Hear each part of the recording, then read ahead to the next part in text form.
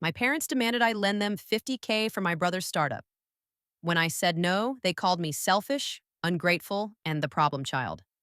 Funny how they forgot the years I worked to build everything alone. That day, I finally realized family isn't entitlement, it's respect earned. I used to think money couldn't change the family, that no number in a bank account could tilt the scales of love, that blood would always outweigh the balance sheet. I was wrong.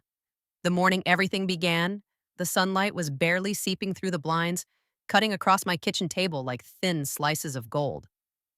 My coffee had gone cold because I'd been staring at the same email for 15 minutes. One from my mother, subject line: "Call me, it's urgent. Support our channel, like, share, and subscribe. Your clicks help us bring you even better videos." She never sent urgent emails. She was the type to text me 20 times in a row with recipes or photos of their new garden fence. So, an email felt formal, like she wanted something she didn't want to ask out loud. I picked up the phone anyway, thumb hovering over her name for a second before I pressed call. She answered on the second ring, cheerful at first, like she always was when she knew she had something serious to ease into. "Honey, finally. I thought you'd forgotten your poor mother." "Hi, Mom," I said, rubbing my eyes. "You said it was urgent?" A beat, then a sigh. "Well, yes, it's your brother. He's got this amazing opportunity, something big. He just needs a little help getting it off the ground." There it was, the word help. My mother's favorite synonym for money. "How much is a little?" I asked. Her voice turned soft, practiced, careful. "Just 50. He's already got investors interested. But there are always those early expenses. You could lend it to him for a bit. You're doing so well now, sweetie." 50, as in 50,000. She hesitated. "Yes, but it's not really that much, right? I mean, you've been working all these years. You just bought that beautiful condo. You said the business was thriving." I could almost hear my father in the background, whispering directions like a stagecoach. "Tell him it's temporary. He can write it off. Dad's there, isn't he?" "Of course, she said, forcing a laugh. "We're just all so proud of you. You've done so much for yourself, and now your brother could really use your—" "Mom," I interrupted gently, "you know how long it took me to build everything. I've been saving since college. 50,000 isn't pocket change." Her tone changed, just slightly. "So, you're saying no?" "I'm saying I need to think about it." Silence. Then a short exhale that said everything she wouldn't say out loud. "We thought you'd want to help. After all, we helped you when you started."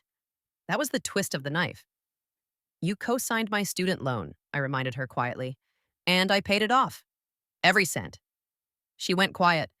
Then she murmured, "I guess I misjudged who my generous child was." And the line went dead. The rest of that day felt heavy, not just because of what she said, but because of how familiar it all felt. The same old family dynamic, me, the self-sufficient one, expected to keep giving because I'd learned how to survive without asking. My brother Daniel had always been the golden boy, the one they never said no to. He was the dreamer, the kid who dropped out of college to build the next big thing. He'd had 6 startups in the last decade, all of which died quietly before their second year. My parents never blamed him. They said he just needed time. Meanwhile, when I skipped one Thanksgiving because of a client emergency, they said I'd lost my priorities. That night, I poured myself a drink and watched the city lights flicker below my apartment window. I tried to convince myself I was doing the right thing, that refusing them didn't make me selfish. It made me smart. But deep down, a quiet guilt gnawed at me, the same one that had followed me since childhood whenever I didn't bend to their expectations. 2 days later, I got a call from Daniel himself. His name flashed across my phone, and for a moment, I thought about letting it ring out. But curiosity won. "Hey, bro." His voice was upbeat, practiced, the same false enthusiasm he always used before a pitch. "Mom said you wanted to talk about the funding thing?" "Funding," I said. "Is that what we're calling it?" He laughed. "Come on, man. Don't be like that. This is legit.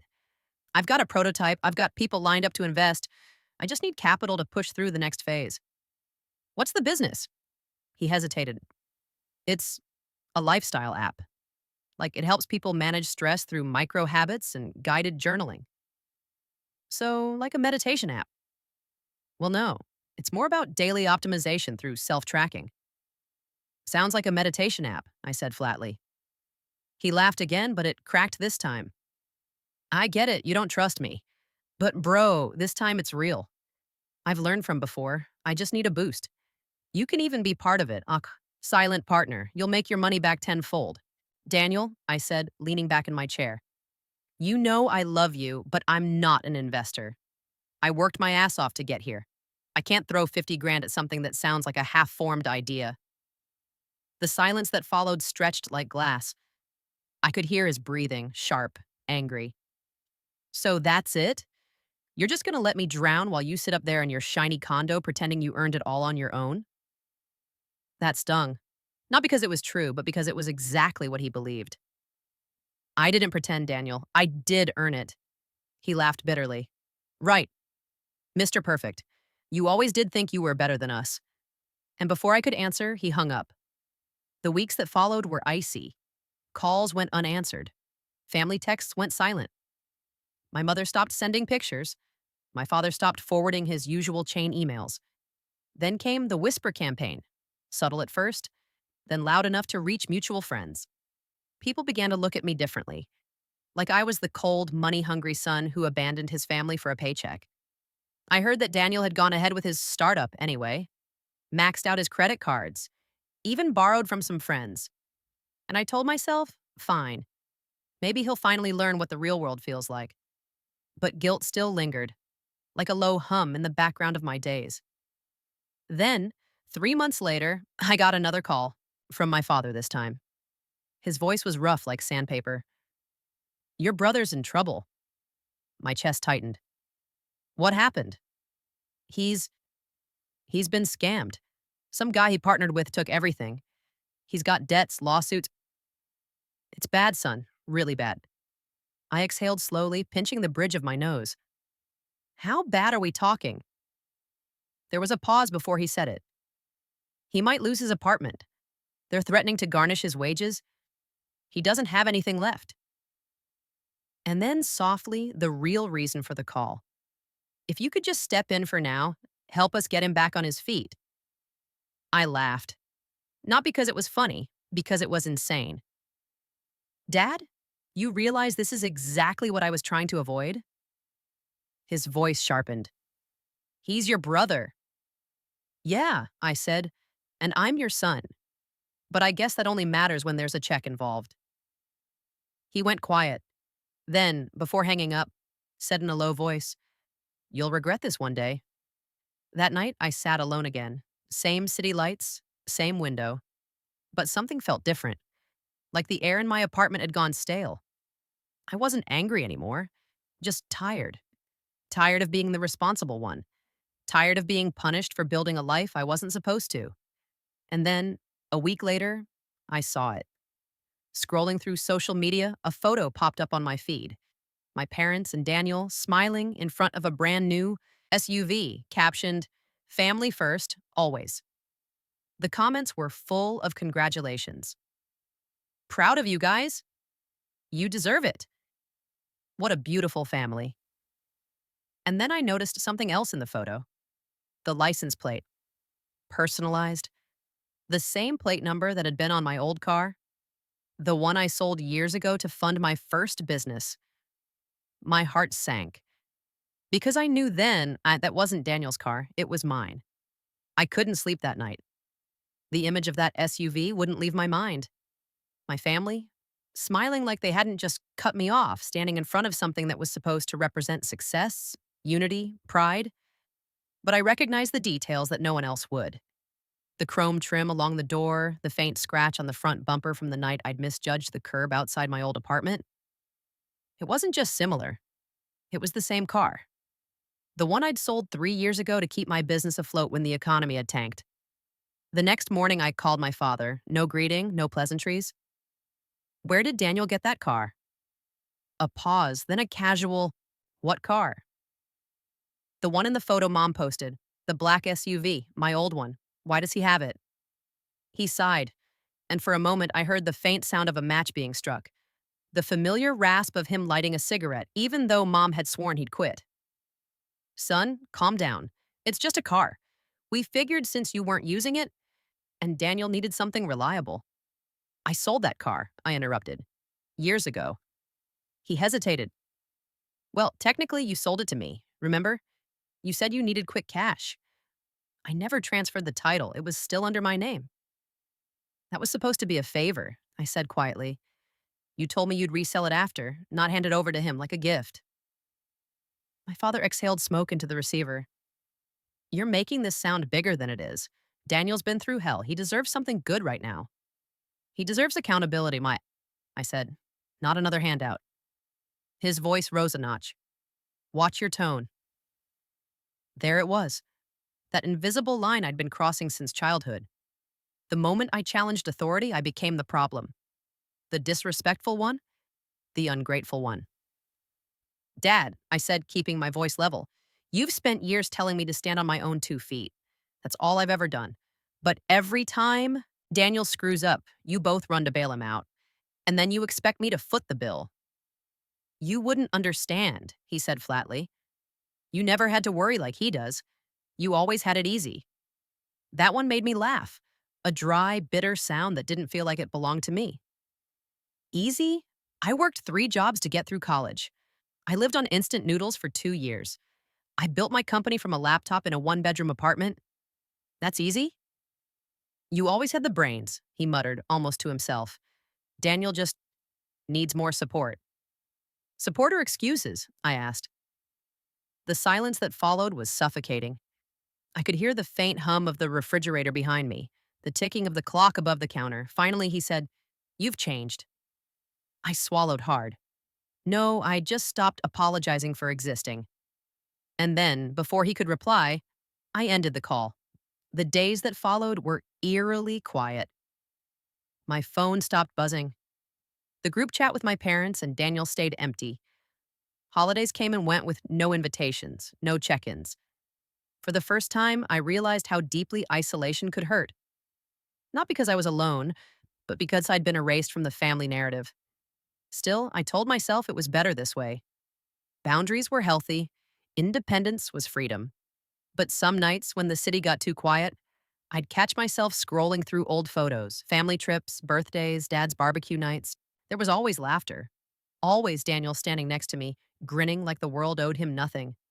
What happened to that version of us? Then, one evening in December, I got a text from an unknown number. It's me. Can we talk? Please. Daniel? I stared at the screen for a long time before replying. About what? Everything. I screwed up, okay? Just hear me out. I almost didn't go, but curiosity has a strange pull when it's tied to history. We agreed to meet at a diner halfway between our neighborhoods, the kind of place with flickering neon signs and coffee that tastes like burnt soil. When I walked in, he was already there, sitting in a corner booth, head down, fiddling with a napkin. He looked thinner, paler. There were faint shadows under his eyes, and the easy confidence he used to carry was gone. Hey, he said softly when he saw me. Hey. We sat in silence for a few minutes. The waitress poured us coffee and left us alone. He stirred his cup even though he didn't add sugar. Old habits. I know you're angry, he began. You have every right to be. I leaned back. I'm not angry, Daniel. I'm exhausted. He nodded, eyes darting toward the window. I messed up. Again. The app didn't just fail, it collapsed. My partner disappeared with the investment money. Now I'm stuck with legal fees and debts I can't even count. You said as much last time, Dad called. Yeah, he said, rubbing the back of his neck. It's worse now. Creditors are calling nonstop. I can't get a job. My record's a mess. I might have to file for bankruptcy. I watched him quietly. There was a tremor in his voice I hadn't heard before, genuine fear. I thought I could fix it, he said, voice breaking. I thought if I just made it big once, they'd stop comparing me to Hugh, stop treating me like the disappointment. That caught me off guard. You think I wanted that? The comparisons? He looked up, eyes glassy. You were always the one they bragged about. Every dinner, every family friend. Evan's doing this, Evan's doing that. You think it didn't burn me to hear that every damn time? I didn't ask for that, I said. I know, he whispered, but I couldn't escape it. The silence that followed wasn't angry. It was heavy, like two people standing in the ruins of something neither built alone. After a long pause, he said, I didn't mean to take your car. Dad said it was his to give. I didn't know. Didn't know or didn't ask? He winced. Both. I sighed, the anger softening a little. So, what do you want from me now?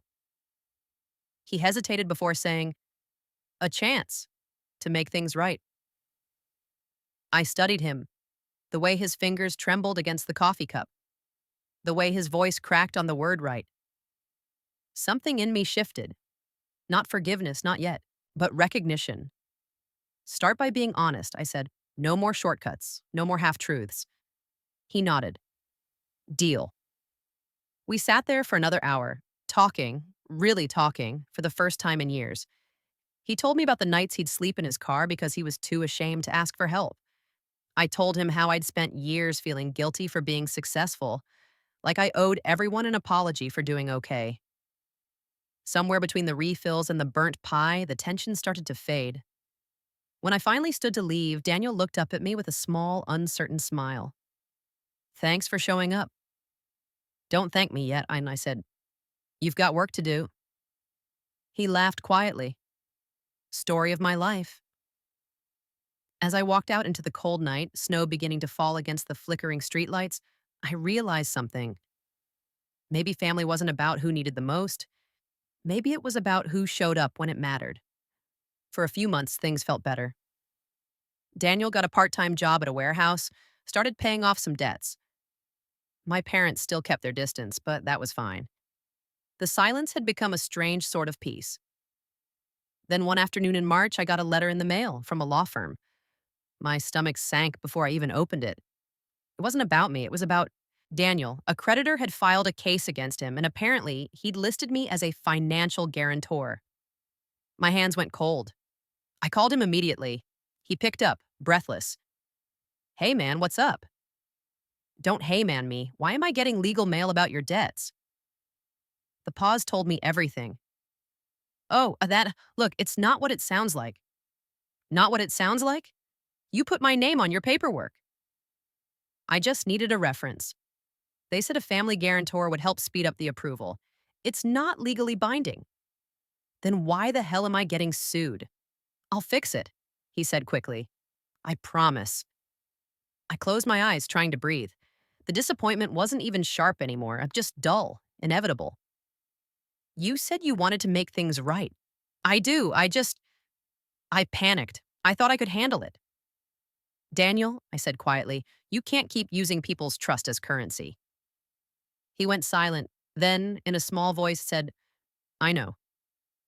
That night, I sat at my desk staring at the stack of papers, the words blurring into meaningless black ink. Somewhere between anger and pity, something inside me broke. Not in a dramatic way, more like the quiet crack of something too tired to bend anymore. I paid the legal fees. It wasn't about the money anymore. It was about ending the cycle. One way or another, weeks passed, the snow melted, spring came, life went on. Until one morning, I got a voicemail from my mother. Her voice was trembling. Evan, please call me back. It's about your brother. It's serious. My heart lurched. I called immediately. She answered in tears. He's in the hospital. Overdose. They're saying it might have been accidental, but her voice broke. We don't know. I didn't even think. I grabbed my coat, ran out the door, drove an hour to the hospital. The drive was a blur of red lights and static. When I got there, the fluorescent hallway smell hit me like deja vu. Sterile, cold, filled with distant beeps and whispers. He was alive, barely. Tubes, monitors, pale skin. I stood by his bed, watching the rise and fall of his chest. Mom and Dad were there, eyes red, exhausted. My father looked older, the kind of old that doesn't come from years but from regret. When Mom saw me, she broke down completely. I'm sorry, she whispered through tears. We shouldn't have put everything on you. I didn't know what to say. For a long time, the three of us just stood there, the hum of machines filling the silence. Then Dad turned to me, voice rough. He told the doctors you were the only one who ever really believed in him. I looked at Daniel, my brother, my rival, my reflection in some twisted mirror. And for the first time in years, I felt something close to forgiveness.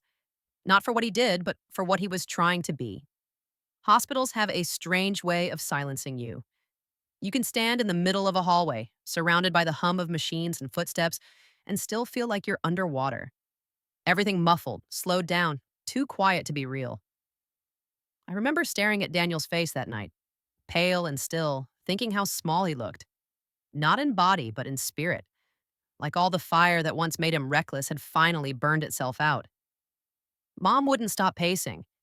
She kept wiping at her eyes, whispering half prayers to no one in particular. Dad sat in the corner, elbows on his knees, eyes fixed on the floor. No one said much. There was nothing left to say. The doctor came in after a while, a tired-looking man in blue scrubs. "He's stable for now," he said. "We're keeping him under observation. It looks like a mix of alcohol and prescription meds. Could have gone either way if someone hadn't found him when they did." Mom gasped softly. "Who found him?" The doctor glanced at his clipboard. "A neighbor. Heard the TV blasting all night and called the police when he didn't answer. Lucky timing." Lucky? The word felt wrong in my mouth. After he left, Mom turned to me with trembling hands. "You'll stay, won't you? Just for a few days. I don't think I can do this without you." I nodded, though I knew what that really meant. I'd be the one handling the logistics, the paperwork, the long hours of waiting. That's how it always was. When things fell apart, I became the scaffolding, holding everyone up. I didn't sleep much that night. The hospital waiting chairs were stiff, the air conditioning relentless. Around 3 a.m. I found myself staring at the vending machine in the hallway, debating between stale chips and an off-brand granola bar when I heard Dad's voice behind me. "Still awake?" I turned. He looked rough, eyes sunken, shirt wrinkled, shoulders hunched like a man carrying decades of regret. He joined me at the vending machine, inserted a dollar, pressed for coffee, and waited in silence. "You know," he said quietly, "I used to tell myself you and your brother were different sides of the same coin. He was the dreamer. You were the builder. I thought it would balance out." "Did it?" I asked. He didn't answer right away. The coffee finished dripping, and he took a slow sip before replying. Maybe it would have if I hadn't spent so long tipping the scale. It was the closest thing to an apology I'd ever heard from him. He stared into the cup, steam fogging his glasses. I thought pushing him would make him stronger, that he'd rise if I kept giving him second chances. But maybe I just taught him that there would always be one. "Yeah," I said softly, "and maybe you taught me there wouldn't." He winced, not because it was cruel, but because it was true. "I didn't mean for it to be that way," he said. "You were the one we didn't have to worry about, the one who'd make it no matter what. I figured you didn't need us." "I did," I said. "I just stopped asking." He nodded, slow and heavy, as if the weight of years was settling onto his shoulders all at once. When Daniel woke up 2 days later, he didn't speak for hours. He just stared out the window at the gray sky, his hand resting on the hospital blanket. I sat by his bed, unsure of what to say. Finally, he turned to me. "Did Mom tell you how bad it got?" "Not really." He swallowed hard. "I was living on energy drinks and sleeping pills. Couldn't pay rent. Every call was another debt collector. I didn't want to die. I just didn't want to wake up anymore." Something inside me cracked. I wanted to be angry, to shake him, to demand how he could let it get this far. But instead, I just reached out and put a hand on his shoulder. "You're still here," I said quietly. "That's what matters." He gave a small, shaky laugh. "Yeah, thanks to some random neighbor." "That's how life works sometimes," I said. "Salvation comes from strangers." He nodded, eyes glistening. "Guess I owe them a thank you card." Over the next week, Daniel started to recover. He talked more, about therapy, about wanting to get clean, about taking things one step at a time. Mom practically lived at the hospital, fussing over every meal. Dad came in and out, avoiding eye contact but always leaving something behind: a coffee, a fresh towel, a folded newspaper, quiet gestures of guilt and love. I stayed mostly in the background, made calls to his insurance, helped sort through paperwork, handled the logistics like I always did. But every so often, when Daniel caught my eye, I saw something new there. Not envy, not pride, just gratitude. On his last day in the hospital, before discharge, he looked at me and said, "You know that night you met me at the diner?" "Yeah." "I didn't go there to make peace," he said. "I went there to ask for money again, but then you sat down and something changed. I realized I didn't deserve it." "Everyone deserves a second chance," I said. He smiled faintly. "You already gave me 6." That made me laugh. It was the first time we'd laughed together in years. The weeks that followed were quieter, calmer. Daniel checked into a rehab program. Mom called me every few days with updates, her tone lighter than I'd heard in a long time. "He's taking it seriously this time," she'd say. "You should hear how he talks about you." I didn't ask what he said. Some things are better felt than repeated. Then one evening, I got an envelope in the mail. No return address. Inside was a letter, handwritten, Daniel's messy scrawl. "Hey, bro, I've been doing a lot of thinking. I used to hate you for being everything I wasn't. I blamed you for the life I didn't have, for the things I never earned. But the truth is, I was scared. Scared that if I stopped trying to impress everyone, there'd be nothing left of me worth loving. You were never the problem child. I was. And I'm done pretending otherwise. I don't know if I can fix everything I broke, but I'm going to try. This time, not for them. For me. Thank you for not giving up on me, even when I deserved it. D." I sat at my kitchen table, rereading it until the ink started to blur. For the first time in a long time, I felt something close to peace. The kind that doesn't come from winning or being right, but from understanding. Months passed. Daniel moved into a sober living facility on the edge of town. He started working at a local community center, helping others struggling with recovery. I visited him once or twice a week. Each time he seemed lighter, like someone who'd finally stopped running from his own shadow. One afternoon, he showed me around the center. "We've got classes now," he said proudly. "Art therapy, meditation, even small business workshops." I smiled. "So you finally found your startup?" He laughed. "Yeah, except this one doesn't crash." That day, as I was leaving, I noticed a small corkboard by the entrance covered with thank you notes from residents. One of them caught my eye, written in Daniel's handwriting again. "To whoever finds this, you don't owe anyone your downfall. Sometimes family isn't who raised you, it's who stayed when the noise stopped." I stood there for a long time reading those words, because they weren't just his, they were ours. Then one morning, about a year later, I got a call from my mother again.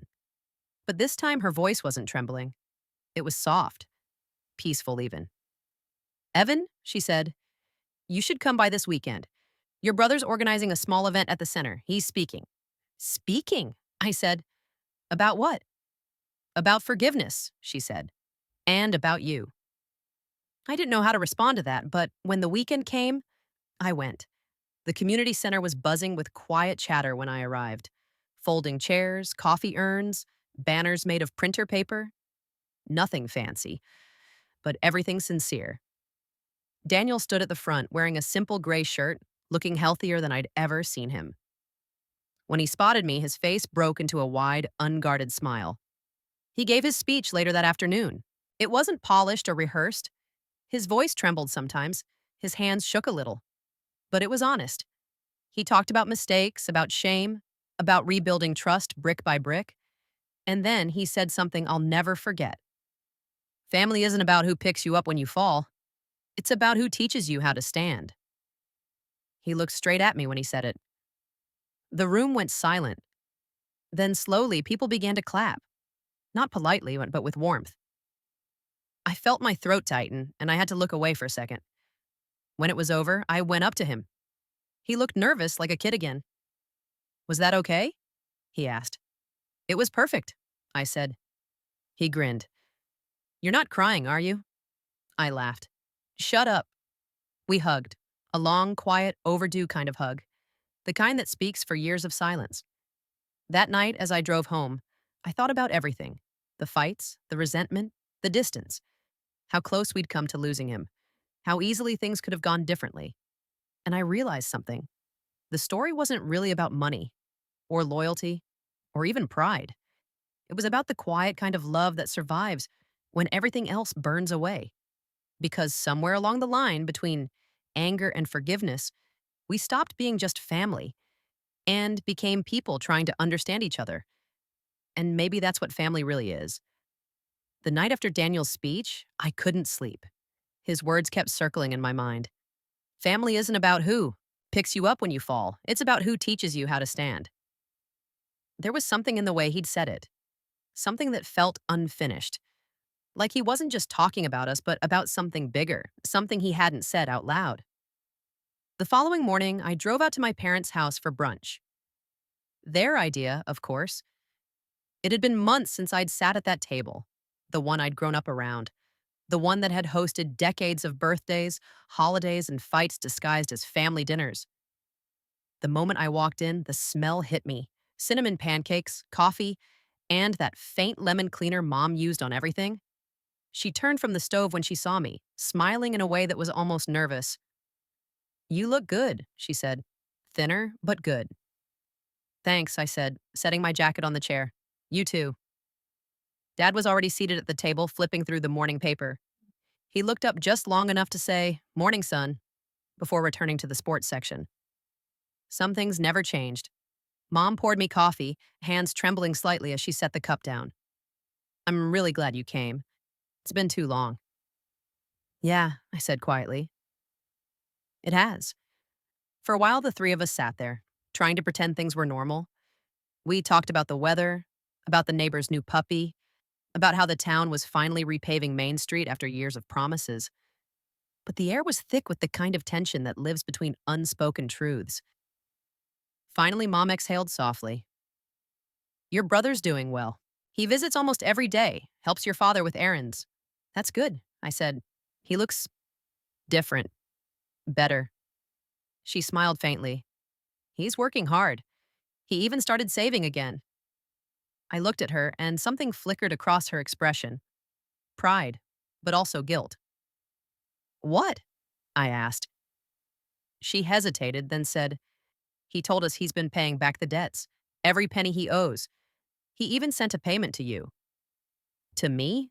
I frowned. I haven't seen anything. She glanced at Dad. He lowered his newspaper, avoiding my eyes. We've been holding it until we knew you'd take it. Holding it? I repeated. How much? Mom looked at her folded hands. Almost 10,000. I blinked. 10,000 from Daniel? Dad spoke then, voice low. He said he didn't want you to think it was hush money. He wanted to show you he could make things right. I leaned back, speechless. Why didn't you tell me? Mom's eyes welled up. Because we were afraid you'd send it back. And he's worked so hard. You don't know how much this means to him. For a long moment, no one said anything. The only sound was the faint hum of the refrigerator and the ticking clock above the counter. Then I said quietly, He doesn't owe me money. He never did. Not really.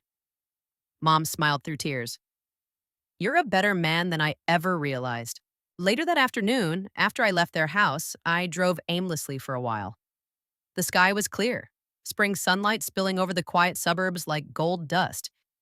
Eventually, I found myself outside the old park near our childhood home. The place hadn't changed much. Same cracked basketball court, same rusty swings, same oak tree with initials carved into its bark. E+D scratched in with a pocket knife one summer when we were kids. I sat on a bench nearby and just watched. Kids ran by laughing, parents chatting nearby. Ordinary life. Simple. Uncomplicated. I wondered when hours had stopped being like that. That's when my phone buzzed. It was a message from Daniel. You free tonight? Need to talk? Kind of important. I typed back, sure. Where? Come to the center. After hours. When I arrived that evening, the parking lot was mostly empty. The community center looked different at night. Quiet, almost sacred, with the fluorescent lights inside dimmed to a soft glow. Through the glass doors, I saw Daniel sitting in one of the small offices, sorting through papers. He looked up as I entered. Hey, you came. Yeah, I said, closing the door behind me. What's going on? He motioned for me to sit. On the desk in front of him was a folder, thick, stuffed with receipts, letters, and what looked like legal documents. I've been going through everything, he said, trying to clean up the mess I made. There's one thing left, though. Something I need to tell you. I frowned. Okay. He slid a paper across the desk toward me. This was one of the accounts used in the startup, the one that went under.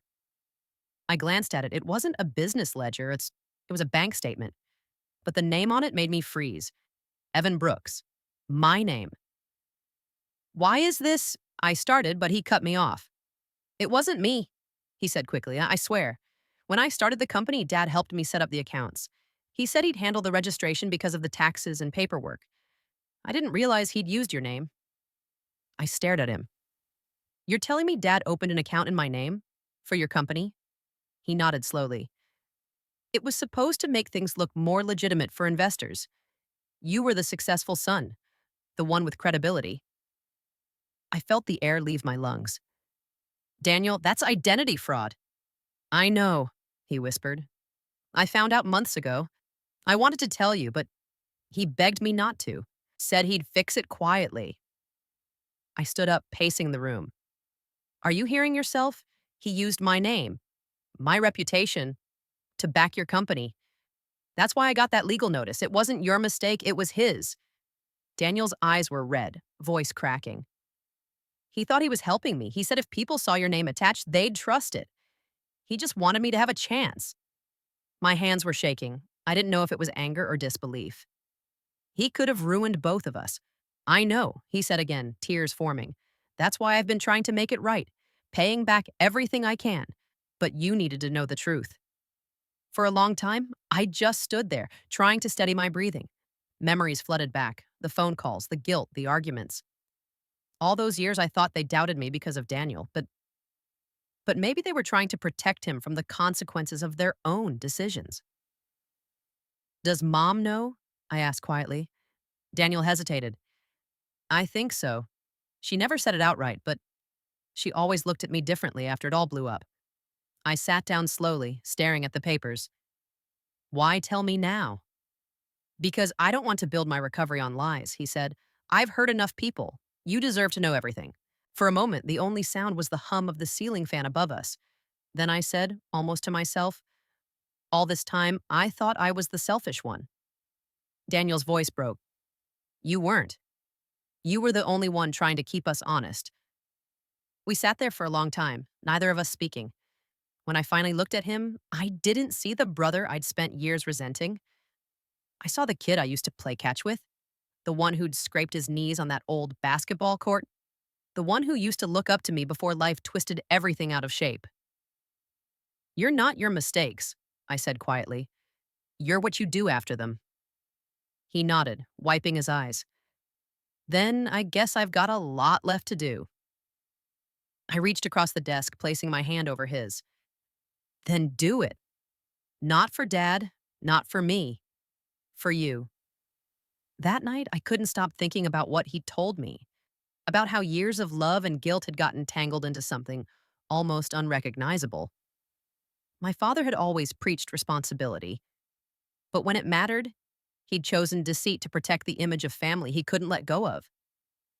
I thought about calling him, demanding answers, but part of me already knew what he'd say. He'd justify it. He'd twist it into good intentions. Because that's what people like him did. They mistook control for love. But something in me had shifted. I wasn't that quiet, compliant son anymore. And maybe, just maybe, neither was Daniel. A week later, I went back to my parents' house.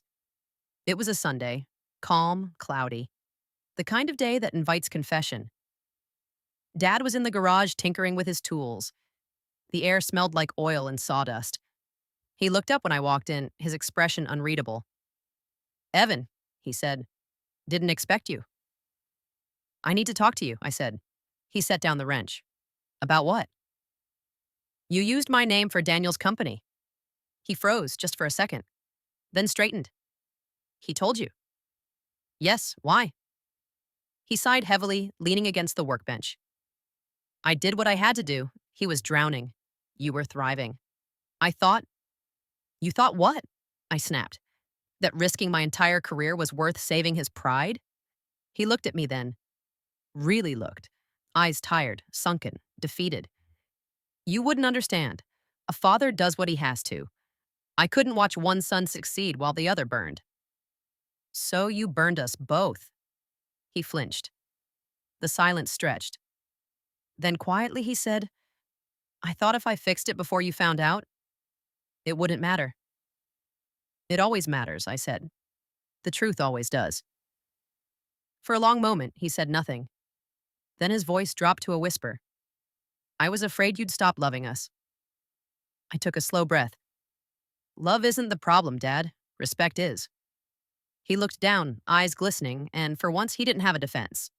Just a weary nod as if he'd finally run out of justifications. When I left the house that day, something in me felt lighter.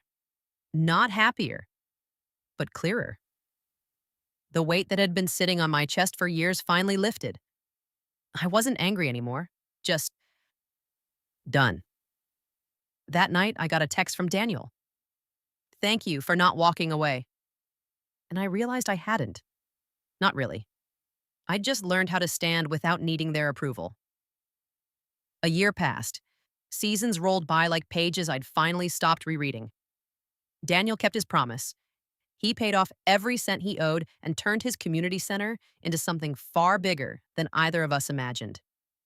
Kids came there after school, people found jobs through his workshops, and for once, he wasn't running from responsibility. He was building it. One evening, I drove by without telling him. I parked across the street and watched through the windows as he laughed with a group of teenagers, handing out boxes of supplies. There was a peace in him I'd never seen before, a steadiness that looked like freedom. Mom came out of the building a few minutes later. She'd started volunteering there too. She looked tired, older, but lighter somehow. I didn't wave. I just watched as they worked side by side, not as people trapped in old roles, but as something better. A family learning how to earn back what they'd once taken for granted. When I finally drove home, the sky was streaked with sunset, gold melting into soft violet. I rolled down the window and let the wind hit my face. For the first time in years, I wasn't replaying old arguments in my head. I wasn't measuring my worth by what anyone thought of me. The last thing Dad ever said to me was in a letter months before he passed. His handwriting was shaky, the ink faded in places, but one line stood out. "I thought love was about protecting what you built. I didn't realize it's about trusting what you raised." I read that line a dozen times before folding it back into the envelope. I didn't forgive him instantly, but I understood him. Maybe that was enough. That night, I visited the park near our old house. The oak tree was still there. The initials E+D had faded, half swallowed by bark and time. I traced them with my fingers and smiled. We'd both changed, but the roots were still the same. Messy, tangled, unbreakable. Family isn't something you're born owing. It's something you learn to respect. Through choice, through failure, through finally saying no when everyone expects yes. And maybe, just maybe, that's what love really is. Not obligation, not sacrifice, but honesty strong enough to survive the truth. When does love become control and forgiveness become freedom? How many times do we mistake guilt for loyalty or silence for peace? If family is meant to bind us, what happens when the ties start to choke instead of comfort?